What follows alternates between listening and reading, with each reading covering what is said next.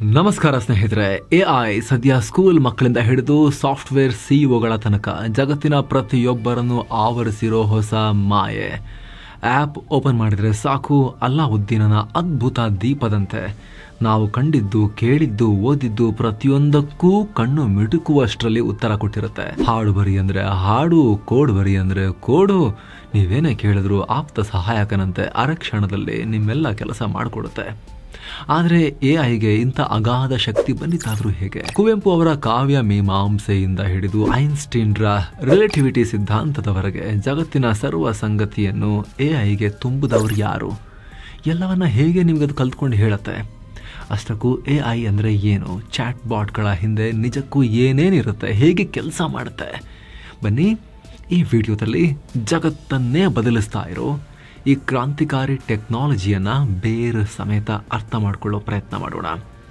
ಕಡೆ ತನಕ ಈ ವರದಿಯನ್ನು ಮಿಸ್ ಮಾಡಿದೆ ನೋಡಿ ಸ್ನೇಹಿತರೆ. ಮನುಷ್ಯನ ತದ್ರೂಪ. ಸ್ನೇಹಿತರೆ, ಎಐ ಅಂದರೆ ನಿಮಗೆಲ್ರಿಗೂ ಗೊತ್ತಿರೋ ಹಾಗೆ ಆರ್ಟಿಫಿಷಿಯಲ್ ಇಂಟೆಲಿಜೆನ್ಸ್, ಕನ್ನಡದಲ್ಲಿ ಕೃತಕ ಬುದ್ಧಿಮತ್ತೆ. ಅಂದರೆ ಮನುಷ್ಯನಂತೆ ಯೋಚಿಸೋ, ಕಲಿಯೋ, ನಿರ್ಧಾರ ತೆಗೆದುಕೊಳ್ಳೋ ಸಾಮರ್ಥ್ಯವನ್ನು ಕಂಪ್ಯೂಟರ್ಗೆ ಕೊಡೋ ಟೆಕ್ನಾಲಜಿ. ಮನುಷ್ಯ ಬುದ್ಧಿವಂತ ಪ್ರಾಣಿ ಯಾಕೆ ಹೇಳಿ? ಯಾಕಂದರೆ ಅವನು ಪ್ರಾಣಿಗಳ ಥರ ಕೇವಲ ಊಟ ಮಾಡು, ಮಲಗು, ಓಡು ಇದಷ್ಟೇ ಮಾಡಲ್ಲ. ಹೊಸ ವಿಚಾರ ಕಲಿಯೋ ಶಕ್ತಿ ಇದೆ, ಪ್ರಶ್ನಿಸೋ ಶಕ್ತಿ ಇದೆ, ಸಮಸ್ಯೆಗೆ ಪರಿಹಾರ ಹುಡುಕೋ ಶಕ್ತಿ ಇದೆ. ಅದೇ ರೀತಿ ಎಐಗಳು ಮನುಷ್ಯನಷ್ಟೇ ಅಲ್ಲದೆ ಹೋದರೂ ಕೂಡ ಸದ್ಯಕ್ಕೆ ಮನುಷ್ಯನ ಮೈಂಡ್ನ ಮಿಮಿಕ್ ಮಾಡುವಷ್ಟು ಸಾಮರ್ಥ್ಯ ಹೊಂದಿರ್ತವೆ. ಹಾಗಂತ ಕೇವಲ ಚಾಟ್ GPT ಥರ ಕೇಳಿದಕ್ಕೆ ಉತ್ತರ ಕೊಡೋ ಚಾಟ್ ಬಾಟ್ಗಳನ್ನಷ್ಟೇ ಎಐ ಅಂತ ಹೇಳೋದಲ್ಲ. ನೀವು ದಿನನಿತ್ಯ ಬಳಸ್ತಾ ಇರೋ YouTube, Google maps, Netflix, Instagram ಎಲ್ಲದರಲ್ಲೂ ಎಐ ಇಂಟಿಗ್ರೇಟೆಡ್ ಆಗಿದೆ. ನೀವು ಯಾವ ವಿಡಿಯೋ ಇಷ್ಟಪಡ್ತೀರಾ, ಯಾವ ರಸ್ತೆಯಲ್ಲಿ ಟ್ರಾಫಿಕ್ ಇದೆ, ಅಥವಾ ಯಾವ ಪೋಸ್ಟ್ ನಿಮಗೆ ತೋರಿಸಬೇಕು, ಎಲ್ಲ ಆ್ಯಪ್ಗಳಲ್ಲೂ ಡಿಸೈಡ್ ಮಾಡೋದು ಆಲ್ಗೊರಿದಮ್, ಎಐ ಆಲ್ಗೊರಿದಮ್. 1956ರಲ್ಲಿ ಮಷಿನ್ಗಳು ಮನುಷ್ಯರಂತೆ ಥಿಂಕ್ ಮಾಡೋಕೆ ಸಾಧ್ಯ ಅನ್ನೋ ಪ್ರಶ್ನೆ ಬಂದಾಗ ಈ ಎಐ ಅಥವಾ ಆರ್ಟಿಫಿಷಿಯಲ್ ಇಂಟೆಲಿಜೆನ್ಸ್, ಕೃತಕ ಬುದ್ಧಿಮತ್ತೆ ಅನ್ನೋ ಪದ ಹುಡ್ಕೊಳ್ತು. ಜಾನ್ ಮೆಕಾರ್ಥಿ ಅನ್ನೋ ಅಮೆರಿಕದ ಕಂಪ್ಯೂಟರ್ ಸೈಂಟಿಸ್ಟ್ ಒಬ್ಬರು ಇದನ್ನು ಹುಟ್ಟು ಹಾಕಿದ್ರು. ಆದರೆ ಅಂದಿನ ಕಂಪ್ಯೂಟರ್ಗಳು ಈಗಿನಷ್ಟು ಪವರ್ಫುಲ್ ಆಗಿರಲಿಲ್ಲ. ಇವಾಗ ನೋಡಿದಾಗ ಅವತ್ತಿಗೆ ಅವೇ ಪವರ್ಫುಲ್, ಆದರೆ ಇವತ್ತಿಗೆ ನೋಡಿದಾಗ ಜೊತೆಗೆ ಸಿಕ್ಕಾಪಟ್ಟೆ ದುಬಾರಿ ಆಗಿದ್ವು ಅವು. ಹೀಗಾಗಿ ಸುಮಾರು 2-3 ದಶಕಗಳ ಕಾಲ ಎಐ ಕೇವಲ ಕಾಗದದ ಥಿಯರಿಯಾಗಿ ಉಳ್ಕೊಳ್ತು. ಆದರೆ 90ರ ದಶಕದ ನಂತರ ಇಂಟೆಲ್, IBMನಂಥ ಕಂಪನಿಗಳು ಪವರ್ಫುಲ್ ಚಿಪ್ಗಳನ್ನು ತಂದಾಗ ಎಐ ನಿಧಾನಕ್ಕೆ ಡೆವಲಪ್ ಆಗೋಕೆ ಶುರುವಾಯಿತು. ಸ್ಪೀಚ್ ರೆಕಗ್ನಿಷನ್, ಇಮೇಜ್ ಕ್ಲಾಸಿಫಿಕೇಶನ್ ಮಾಡಬಲ್ಲ ಸಣ್ಣ ಪುಟ್ಟ ಎಐಗಳು ಬಂದವು. 1997ರಲ್ಲಂತೂ IBMನ deep blue computer Russian chess ದಿಗ್ಗಜ ಗ್ಯಾರಿ ಕ್ಯಾಸ್ಪ್ರೋವರನ್ನೇ ಸೋಲಿಸಿಬಿಡ್ತು.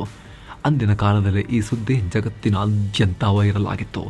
ಕಂಪ್ಯೂಟರ್ ಮನುಷ್ಯನನ್ನ ಸೋಲಿಸ್ಬಿಡ್ತು ಅಂತ. ಆದರೆ ಆಗ ಯಾರು ಇದನ್ನ ಎಐ ಅಂತ ಕರಿತಾ ಇರಲಿಲ್ಲ, ಕಂಪ್ಯೂಟರ್ ಅಂತಲೇ ಹೇಳ್ತಾ ಇದ್ರು. ಆದರೆ 2022ರಲ್ಲಿ open AI chat GPT launch ಮಾಡಿದಾಗಿನಿಂದ ಎಐ ಪರಿಭಾಷೆ ಚೇಂಜ್ ಆಗಿದೆ. ಚಿಕ್ಕ ಮಗುವಿನಿಂದ ಹಿಡಿದು ವಯೋವೃದ್ಧರವರೆಗೂ ಎಲ್ರಿಗೂ ಎಐ ಪರಿಚಿತ. ಆದರೆ ನಮ್ಮ ಗಮನಕ್ಕಿರಲಿ ಸ್ನೇಹಿತರೆ, ಇಷ್ಟೆಲ್ಲ ಸುದ್ದಿ ಆದರೂ ಕೂಡ ಈ ಚಾಟ್ GPT ಅತ್ಯಂತ ವೀಕೆಸ್ಟ್ ಎಐ ಅಂತ ಹೇಳಲಾಗುತ್ತೆ. ಹೇಗೆ ಅನ್ನೋದು ನಿಮಗೆ ಮುಂದಿನ ಭಾಗದಲ್ಲಿ ಅರ್ಥ ಆಗುತ್ತೆ. ಈ ರಹಸ್ಯ. ಎಐಗಳಲ್ಲಿ 3 ವಿಧ. ಸಾಮಾನ್ಯವಾಗಿ ಎಐಗಳ ತಾಕತ್ತಿನ ಆಧಾರದ ಮೇಲೆ ಮುಖ್ಯವಾಗಿ 3 ರೀತಿ ಡಿವೈಡ್ ಮಾಡ್ತಾರೆ. ಮೊದಲನೇದು ನ್ಯಾರೋ ಎಐ.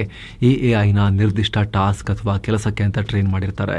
ಆ ಕೆಲಸ ಹೊರತುಪಡಿಸಿ, ಅಂದರೆ ಅದನ್ನು ಡಿಸೈನ್ ಮಾಡಿರೋದಕ್ಕಾಗಿ ಬಿಟ್ಟು ಈ ಎಐ ಬೇರೆ ಏನೂ ಮಾಡಲ್ಲ. ಹೀಗಾಗಿ ಇವುಗಳನ್ನು ವೀಕ್ ಎಐ ಅಂತ ಕೂಡ ಹೇಳ್ತಾರೆ. ಇನ್ನು ಎರಡನೇದು AGI, ಆರ್ಟಿಫಿಷಿಯಲ್ ಜನರಲ್ ಇಂಟೆಲಿಜೆನ್ಸ್. ಮನುಷ್ಯನಷ್ಟೇ ಬುದ್ಧಿವಂತಿಕೆ ಹೊಂದಿರೋ ಎಐ.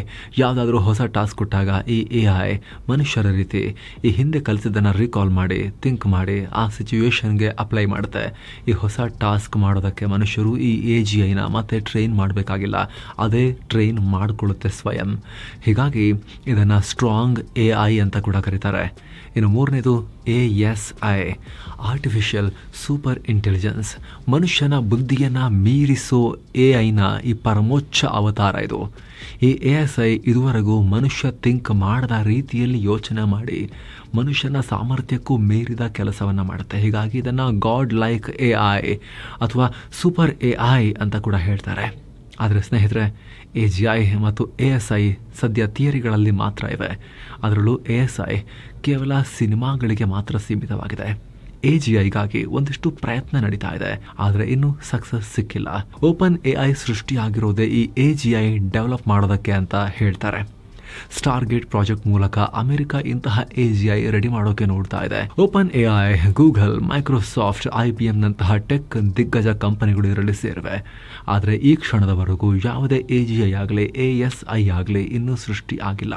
ಹೀಗಾಗಿ ಜಗತ್ತಲ್ಲಿ ಸದ್ಯ ಕೆಲಸ ಮಾಡ್ತಿರೋದೆಲ್ಲ ನ್ಯಾರೋ ಅಥವಾ ವೀಕ್ AIಗಳು ಮಾತ್ರ. ಇಡೀ ಜಗತ್ತನ್ನ ಮಂತ್ರ ಮುಗ್ಧಗೊಳಿಸಿರೋ ChatGPT ಆಗಲಿ, ರಂಗು ರಂಗಿನ ಸೀರೆಯನ್ನ ಹೊದಿಸಿ ನಾರಿಯರನ್ನ ಸೆಳೆದ ಗೂಗಲ್ನ ಜೆಮಿನಿ ಆಗಲಿ, ಎಲ್ಲವೂ ನ್ಯಾರೋ ಅಂದ್ರೆ ವೀಕ್ AIಗಳೇ.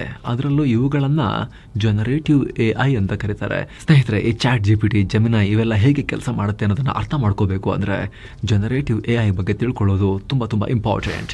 ಏನಿದು ಜನರೇಟಿವ್ AI?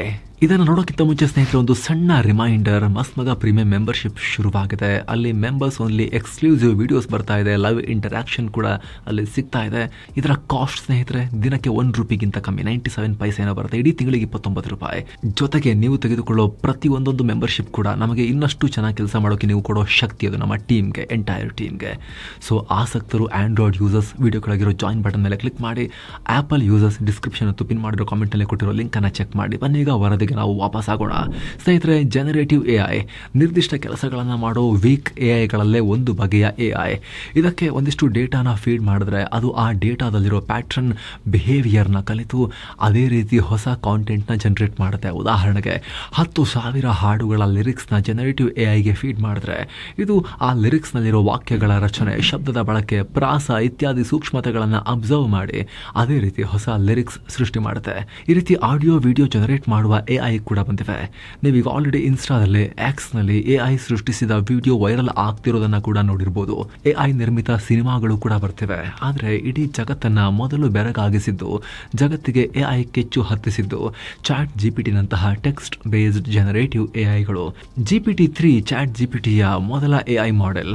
ಈ AI ಲಿರಿಕ್ಸ್ ಬರೆಯೋದು, ಇಮೇಲ್ ಬರೆಯೋದ್ರಿಂದ ಹಿಡಿದು ಅಕ್ಷರಗಳಲ್ಲಿ ಮನುಷ್ಯ ಏನೆಲ್ಲ ಮಾಡ್ತಾನೋ ಆ ಎಲ್ಲ ಶಕ್ತಿ ಸಾಮರ್ಥ್ಯವನ್ನ ಗಳಿಸ್ಕೊಂಡಿದೆ. ಜಗತ್ತಿನ ಯಾವುದೇ ಭಾಷೆಯಲ್ಲಿ ಎಂತಹದ್ದೇ ಕಾಂಟೆಂಟ್ನ ಬರೆಯುವಷ್ಟು ಚಾಣಾಕ್ಷ ಆಗಿದೆ.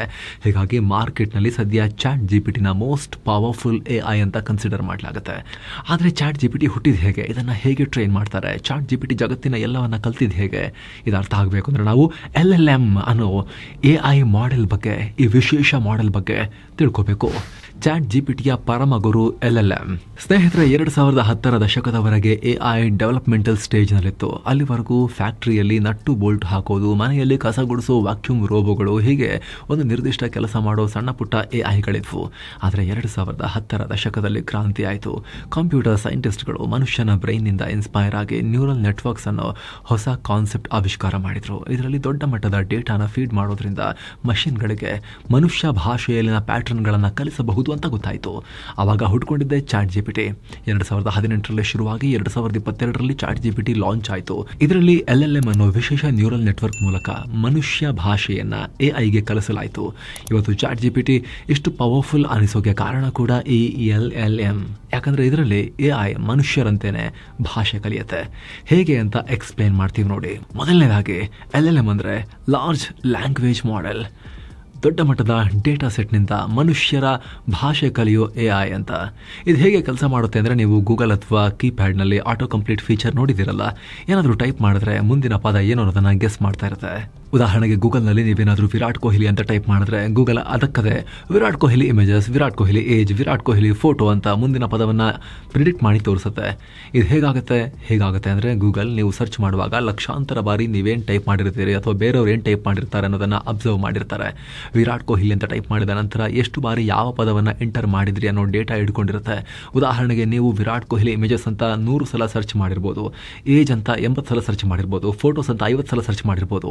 ಆಗ ಗೂಗಲ್ ಆ ಪ್ರತಿ ಪದಗಳಿಗೆ 100, 80, 50 ಅಂತ ವೇಟೇಜ್ ಕೊಡುತ್ತೆ. ಅದನ್ನು ಪ್ರೊಬಬಿಲಿಟಿ ಅಂತ ಕೂಡ ಕರಿತೀವಿ. ಸೊ ಈ ಪ್ರೊಬಬಿಲಿಟಿ ಯಾವ ಪದಕ್ಕೆ ಹೆಚ್ಚಿರುತ್ತೆ, ಯಾವ ಪದವನ್ನು ನೀವು ಟೈಪ್ ಮಾಡೋ ಸಾಧ್ಯತೆ ಜಾಸ್ತಿ ಇರುತ್ತೆ ಅಂತ ಪದವನ್ನು ಗೂಗಲ್ ಆಟೋ ಕಂಪ್ಲೀಟ್ ಫೀಚರ್ನಲ್ಲಿ ತೋರಿಸುತ್ತೆ. ಡಿಟೋ ಇದೇ ರೀತಿ LLM ಕೂಡ ವರ್ಕ್ ಮಾಡುತ್ತೆ, ಆದರೆ ಲಾರ್ಜ್ ಸ್ಕೇಲ್ನಲ್ಲಿ ಹಾಗೂ ಹೈಯರ್ ಪ್ರೊಸೆಸಿಂಗ್ ಸ್ಪೀಡ್ನೊಂದಿಗೆ. ಅದೇ ಕಾರಣಕ್ಕೆ LLM ಕೇವಲ ನೆಕ್ಸ್ಟ್ ವರ್ಡ್ ಅಷ್ಟೇ ಅಲ್ಲ, next sentence, next paragraph, next ಇಡೀ ಡಾಕ್ಯುಮೆಂಟ್ನೇ ಪ್ರಿಡಿಕ್ಟ್ ಮಾಡುತ್ತೆ. ಯಾಕಂದರೆ LLMಗೆ ಕೋಟ್ಯಾಂತರ ಪದಗಳಿರೋ ಟೆಕ್ಸ್ಟ್ ಡೇಟಾ ಫೀಡ್ ಆಗಿರುತ್ತೆ. ಇಂಟರ್ನೆಟ್ನಲ್ಲಿ ಇರೋದು, ಪುಸ್ತಕಗಳಲ್ಲಿರೋದು, ನ್ಯೂಸ್ ಪೇಪರ್ಗಳಲ್ಲಿರೋದು, ಹೀಗೆ ಟೆಕ್ಸ್ಟ್ ರೂಪದಲ್ಲಿ ಏನೆಲ್ಲ ಡೇಟಾ ಇದೆಯೋ ಅದೆಲ್ಲವನ್ನ LLMಗೆ ಫೀಡ್ ಮಾಡಿರ್ತಾರೆ. ಯಾವ ಮಟ್ಟಿಗೆ ಅಂದರೆ GPT-3ಗೆ ಫೀಡ್ ಮಾಡಿದ ಟೆಕ್ಸ್ಟ್ನ ಯಾರಾದರೂ ನೀವು ಕುತ್ಕೊಂಡು 24/7 ಓದ್ತೀನಿ ಅಂತ ಹೊರಡ್ರು ಕೂಡ ಓದಿ ಮುಗಿಸೋಕೆ ಬರೋಬ್ಬರಿ 2600 ವರ್ಷ ಬೇಕಾಗುತ್ತೆ. ಅಷ್ಟು ಟೆಕ್ಸ್ಟ್ ಫೀಡ್ ಆಗಿರುತ್ತೆ, ಡೇಟಾ ಫೀಡ್ ಆಗಿರುತ್ತೆ, ನಾಲೆಜ್ ಫೀಡ್ ಆಗಿರುತ್ತೆ. ಇಷ್ಟಾದ್ಮೇಲೆ LLM ನಂತರ ಪ್ರತಿಯೊಂದು ಡಾಕ್ಯುಮೆಂಟ್ನಲ್ಲೂ ಯಾವ ಸೆಂಟೆನ್ಸ್ನಲ್ಲಿ ಯಾವ ಭಾಗದಲ್ಲಿ ಯಾವ ಪದ ಬಂದಿದೆ, ಯಾವ ಪದ ಆದ ತಕ್ಷಣ ಯಾವ ಪದ ಹೆಚ್ಚಿದೆ, ಜಾಸ್ತಿ ಯಾವ ಪದಗಳು ಒಟ್ಟೊಟ್ಟಿಗಿವೆ, ಹೀಗೆ ಪ್ರತಿಯೊಂದು ಪದ ಮತ್ತು ಅದರ ಜೊತೆಗಿರೋ ಪದಗಳ ಸಂಬಂಧವನ್ನ ಸ್ಟಡಿ ಮಾಡಿ ಅವುಗಳ ಪ್ರೊಬಾಬಿಲಿಟಿ ನಂಬರ್ ಸಮೇತ ಸ್ಟೋರ್ ಮಾಡ್ಕೊಳ್ಳುತ್ತೆ. ಇಲ್ಲಿ LLM ಕೇವಲ ಪದಗಳು ಒಟ್ಟಿಗಿರೋದಷ್ಟೇ ಅಬ್ಸರ್ವ್ ಮಾಡಲ್ಲ, ಅಲ್ಲಿನ ಗ್ರಾಮರ್ ರಚನೆ ಹೇಗಿದೆ, ಸೆಂಟೆನ್ಸ್ ಸ್ಟ್ರಕ್ಚರ್ ಯಾವ ತರ ಇದೆ, ಸ್ಟೈಲ್ ಹೇಗಿದೆ, ಟೋನ್ ಹೇಗಿದೆ, ಹೀಗೆ ಹಲವು ಆಯಾಮದಲ್ಲಿ ಪ್ರತಿಯೊಂದು ಸೂಕ್ಷ್ಮ ಪ್ಯಾಟರ್ನ್ ಕೂಡ ಅಬ್ಸರ್ವ್ ಮಾಡುತ್ತೆ. ಅವುಗಳ ಪ್ರೊಬಾಬಿಲಿಟಿ ಸಂಖ್ಯೆಯನ್ನ ಬರೆದಿಟ್ಕೊಳ್ಳುತ್ತೆ. ನಂತರ AI ತಂತ್ರಜ್ಞರು ಪ್ರಾಂಪ್ಟ್ ಹಾಕಿದಾಗ ಆಟೋ ಕಂಪ್ಲೀಟ್ ಫೀಚರ್ ತರ ಅದರ ಮುಂದಿನ ಪದಗಳನ್ನ ತೋರಿಸ್ತಾ ಹೋಗುತ್ತೆ. ಆಮೇಲೆ ಅದನ್ನ ಮೂಲ ಡಾಕ್ಯುಮೆಂಟ್ ಜೊತೆಗೆ ತಾಳೆ ಕೂಡ ಹಾಕಲಾಗುತ್ತೆ. ಇಲ್ಲಿ ರೀಇನ್ಫೋರ್ಸ್ ಲರ್ನಿಂಗ್ ಕೂಡ ನಡೆಯುತ್ತೆ. ಅಂದ್ರೆ ಪ್ರತಿ ಬಾರಿ ಹೊಸ ಪ್ರಿಡಿಕ್ಷನ್ ಮಾಡುವಾಗಲೂ ರಾಂಗ್ ಪದಗಳನ್ನ ಡಿಮೋಟಿವೇಟ್ ಮಾಡ್ತಾ ಬರುತ್ತೆ. ಉದಾಹರಣೆಗೆ ಮತ್ತೆ ಸಿಂಪಲ್ ಆಗಿ ನಿಮಗೆ ಆಟೋ ಕಂಪ್ಲೀಟ್ ಮೂಲಕ ತಿಳಿಸೋದಾದ್ರೆ ವಿರಾಟ್ ಕೊಹ್ಲಿ ಅಂತ ಟೈಪ್ ಮಾಡಿದಾಗ AI ಬಸ್ ಅಂತ ಸಂಬಂಧವೇ ಇಲ್ಲದ ಪದವನ್ನು ತೋರಿಸಿದ್ರೆ ಅದಕ್ಕೆ ತನ್ನಿಂತಾನೆ ನೆಗೆಟಿವ್ ಪಾಯಿಂಟ್ ಸಿಗುತ್ತೆ. ಹೀಗಾಗಿ ಮುಂದಿನ ಬಾರಿ ಆ ಪದ ಪ್ರಿಡಿಕ್ಟ್ ಮಾಡೋ ಸಾಧ್ಯತೆ ತುಂಬಾ ಕಮ್ಮಿ ಆಗ್ತಾ ಹೋಗುತ್ತೆ. ಅದೇ ಸರಿಯಾದ ಪದ ತೋರಿಸಿದಾಗ ಪಾಸಿಟಿವ್ ಪಾಯಿಂಟ್ ಸಿಗುತ್ತೆ. ಹೀಗೆ LLM ಇದನ್ನೇ ದೊಡ್ಡ ಮಟ್ಟದಲ್ಲಿ ಮಾಡ್ತಾ ಇರುತ್ತೆ. ಸೆಕೆಂಡ್ಗೆ ಕೋಟ್ಯಂತರ ರೀತಿಯ ಲರ್ನಿಂಗ್ಸ್ ಆಗ್ತಾ ಇರುತ್ತೆ, ಕಲಿಕೆ ಆಗ್ತಿರುತ್ತೆ. ಎಷ್ಟರ ಮಟ್ಟಿಗೆ ಅಂದರೆ ಈ ಹಂತದಲ್ಲಿ ಅದನ್ನು ಟ್ರೈನ್ ಮಾಡ್ತಿರೋ ಕಂಪ್ಯೂಟರ್ ಎಷ್ಟು ಕೆಲಸ ಮಾಡ್ತಿರ್ಬೇಕಾಗುತ್ತೆ ಅಂದರೆ ಆ ಕೆಲಸವನ್ನು ಮನುಷ್ಯ ಏನಾದರೂ ಮಾಡಿದ್ರೆ ಮನುಷ್ಯನ ಬ್ರೈನ್ ಕೆಪಾಸಿಟಿಯಲ್ಲಿ ಆ ಕಂಪ್ಯೂಟಿಂಗ್ ಸಾಮರ್ಥ್ಯ ಹೇಳೋದಾದರೆ ಯಾರಾದರೂ ಒಬ್ಬ ವ್ಯಕ್ತಿ ಸೆಕೆಂಡ್ಗೆ 1 ಬಿಲಿಯನ್ ಅಡಿಷನ್ ಮಲ್ಟಿಪ್ಲಿಕೇಶನ್ ಲೆಕ್ಕ ಮಾಡ್ತಾ ಹೋದರೆ LLMನ ಟ್ರೈನಿಂಗ್ ಮಾಡೋಕೆ ಬೇಕಾದ ಕಂಪ್ಯೂಟಿಂಗ್ ಸಾಮರ್ಥ್ಯ ರೀಚ್ ಆಗೋಕೆ ಬರೋಬ್ಬರಿ 10 ಕೋಟಿ ವರ್ಷಗಳು ಬೇಕಾಗತ್ತೆ. ಅಷ್ಟು ಕೆಲಸ ಕಂಪ್ಯೂಟರ್ ತಲೆಗಿರುತ್ತೆ. ಹೀಗಾಗಿನೇ LLMನ ಟ್ರೈನ್ ಮಾಡೋಕೆ ಹೈ ಪವರ್ GPU ನಂತಹ ದೈತ್ಯ ಚಿಪ್ಗಳು ಬೇಕಾಗತ್ತೆ. GPT-3ಗೆ 10,000 GPU ಚಿಪ್ಗಳನ್ನು ಬಳಸಲಾಗಿತ್ತು. ಈ ಪ್ರೊಸೆಸರ್ಗಳನ್ನು ರನ್ ಮಾಡೋಕೆ ಬರೋಬ್ಬರಿ 1287 ಮೆಗಾವ್ಯಾಟ್ ವಿದ್ಯುತ್ ಖರ್ಚಾಗಿತ್ತು. ಓಪನ್ AIಗೆ ಒಟ್ಟಾರೆ $5 ಮಿಲಿಯನ್ ಖರ್ಚಾಗಿತ್ತು. ಇದೆಲ್ಲ ಕೇವಲ GPT-3 ನಂತಹ ಮಾಮೂಲಿ AI ಟ್ರೈನ್ ಮಾಡೋಕೆ ಹೇಳ್ತಿರೋದು.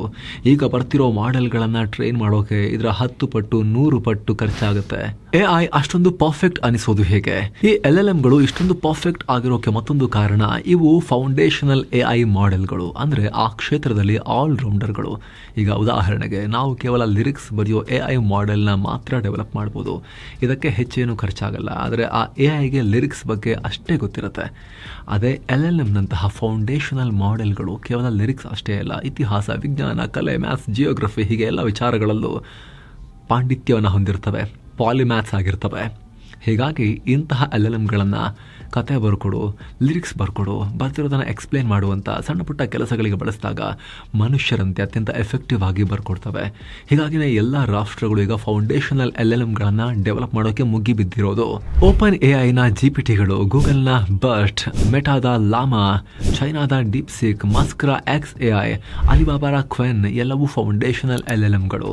ಈಗ ಕೇವಲ ಲ್ಯಾಂಗ್ವೇಜ್ ಮಾಡೆಲ್ಗಳಷ್ಟೇ ಅಲ್ಲದೆ ಇಮೇಜ್ಗೆ DALL-E, ವಿಡಿಯೋಗೆ ಸ್ವರ, ಮ್ಯೂಸಿಕ್ಗೆ ವೇವ್ ಹೀಗೆ ಅನೇಕ ಫೌಂಡೇಶನಲ್ ಮಾಡ್ಯೂಲ್ಗಳು ಬಂದಿವೆ.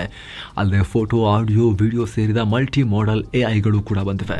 ಸೊ ಫ್ರೆಂಡ್ಸ್, ಇದಾಗಿತ್ತು AIನ ಕಂಪ್ಲೀಟ್ ಆರ್ಕಿಟೆಕ್ಚರ್ ಅನ್ನು ನಿಮಗೆ ಎಕ್ಸ್ಪ್ಲೇನ್ ಮಾಡೋ ಪ್ರಯತ್ನ. ಈ ವರದಿ ಇಷ್ಟ ಆಗಿದೆ ಲೈಕ್ ಮಾಡಿ, ಎಲ್ಲರಿಗೂ ಶೇರ್ ಮಾಡಿ ಸ್ನೇಹಿತರೆ. ಹಾಗೆ ಆಗಲೇ ಹೇಳಿದ ಮಸ್ತ್ ಮಗ ಪ್ರೀಮಿಯಂ ಮೆಂಬರ್ಶಿಪ್ನಲ್ಲಿ ಆಸಕ್ತಿ ಇರೋರು ದಯವಿಟ್ಟು ಅದನ್ನು ಕನ್ಸಿಡರ್ ಮಾಡಬಹುದು. ನಮ್ಮ ವರ್ಕಲ್ಲಿ ನಿಮಗೆ ವ್ಯಾಲ್ಯೂ ಕಾಣಿಸ್ತಾ ಇದ್ರೆ. Thank you so much. ಮತ್ತೆ ಭೇಟಿ ಆಗ್ತಿರೋಣ ಸ್ನೇಹಿತರೆ. ನಮಸ್ತೆ.